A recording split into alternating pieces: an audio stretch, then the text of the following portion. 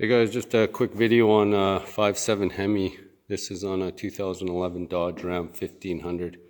Doing a quick oil pan removal. I'm working on the oil pump or the timing chain. And to get the oil pump out, you have to remove the filler tube. To get the filler tube off the oil pump, you need to remove the oil pan. So I decided to make a video on how to remove the oil pan. Well, not how to, but what I took off. It's pretty simple, straightforward. You remove bolts and whatnot, and like anything else. But anyway, to get the oil pan out, this is everything I had to take off. And you need a jack to jack your engine. Cross member underneath, you'll see that's the cross member. There's 4 bolts to that, and I believe those are 18 mils. That flywheel cover on the transmission comes out. Those are all 15, I believe, 15, 16, depends on your engine. There's 8 of those. You pull those out. On the differential, you have to drop the front differential. I'll show you that in a minute.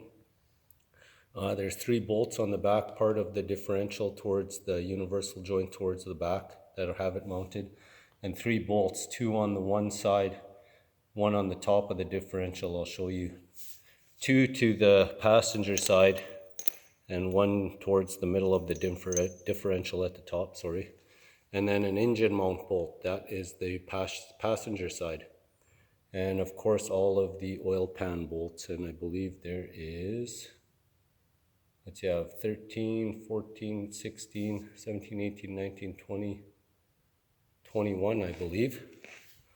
21 bolt oil pan. 3, 4, 5, 6, 7, 8, 9, 10, 11, 12, 13, 14, 15, 16, 17, 18, 19, 20, 21.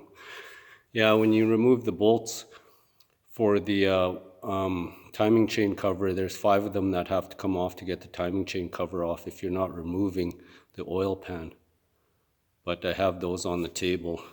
I only have so many there, 13, 16 right there that I took off the bottom.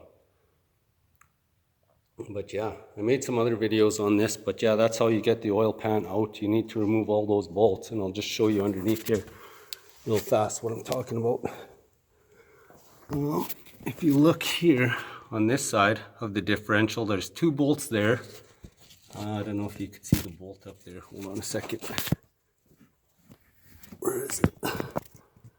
Right there. There's 1 there. Or that's actually, there's 2 there. There's 1 missing that I just figured out. There's 2 there. And then if you go over here on this side, look up there. There's 3 right there.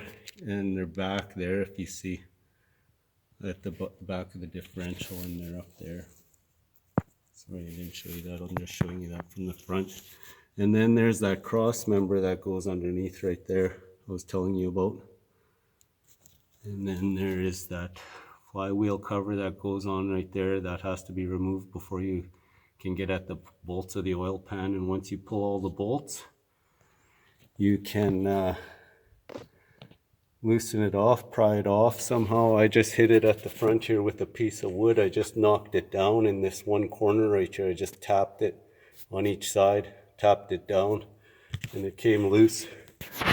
And then once you get that all off, if I forgot anything, or if your engine is different and you have something special underneath here that's blocking you, as well as you have to take off,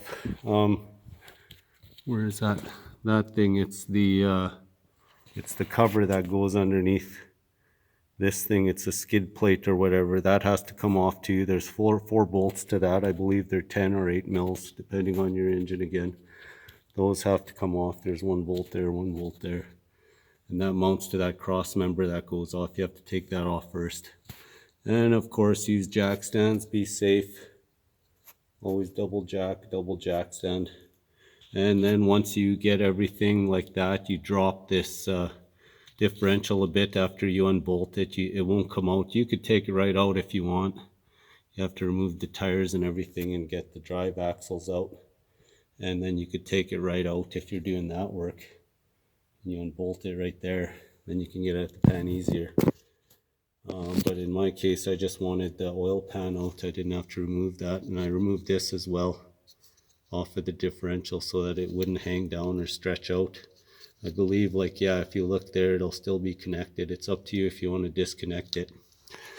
And then I just jacked it up from the transmission right there nice and gently after I removed that engine mount bolt. Again, I was telling you that's an 18, I believe it is. And you have to hold it from the other side up there with a wrench while you're taking it off. And then once you remove that engine mount, you jack it up, your pan will come loose and you just have to wiggle it out and you'll have enough clearance. If you don't want to take off the drive axles and stuff like that, there's some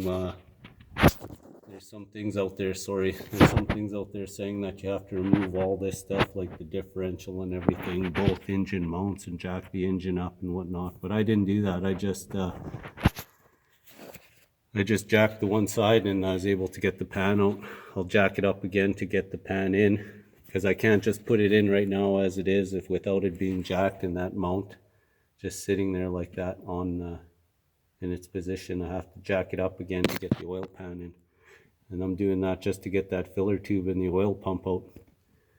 And yeah, that's how you do. If I forgot anything, comment below and tell me what I forgot. And you live and you learn. You can't learn without making mistakes. Try not to make too many. Just jokes. Thanks for watching. Like and subscribe. Oil pan removal on 5.7 Hemi 2013, or no, 2011.